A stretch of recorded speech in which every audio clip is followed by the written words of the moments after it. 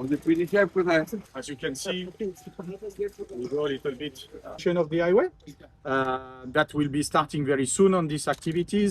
ঢাকা মহানগরের দুই city কর্পোরেশনে surface water নিয়ে যাওয়ার জন্যে মেঘনা নদী থেকে এই পানি নিয়ে যাওয়ার জন্য এই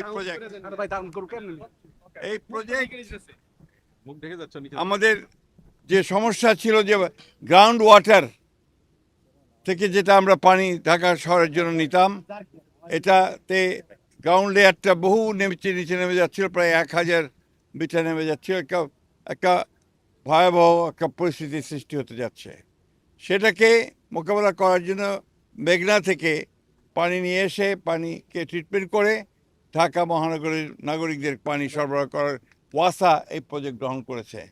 এবং এই প্রজেক্টের আপনার প্রায় 50 কোটি লিটার ডেইলি পানি সরবরাহ করা হবে ঢাকা মহানগরে। প্রায় 10,000 কোটি টাকা ব্যয় এই প্রজেক্ট নেওয়া হয়েছিল এবং এটা প্রায় শেষের দিকে 97% প্রায় আপনার শেষ হয়ে এসছে। ছোটোখাটো দু একটা আপনার কাজ আছে, সেই কাজগুলো শেষ করে আমরা আশা করছি যে আগামী 1 বছরের মধ্যে এই প্রজেক্ট কমপ্লিট হবে এবং তখন ঢাকা শহরে আপনার first phase of this project আমরা শেষ করতে পারবো। এরপরে আবার একটা প্রজেক্ট নেওয়ার চিন্তা আছে, যেটাতে আমরা 100 মিলিয়ন কোটি 50 কোটি পানি আমরা ঢাকা শহরে দিতে পারবো।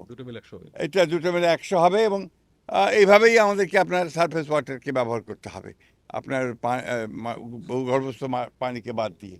এই প্রোগ্রাম দেখার জন্য আমাকে এসেছিলাম, যত দ্রুত কাজ শেষ করার জন্য আমরা এখানে নির্দেশ দিয়েছি।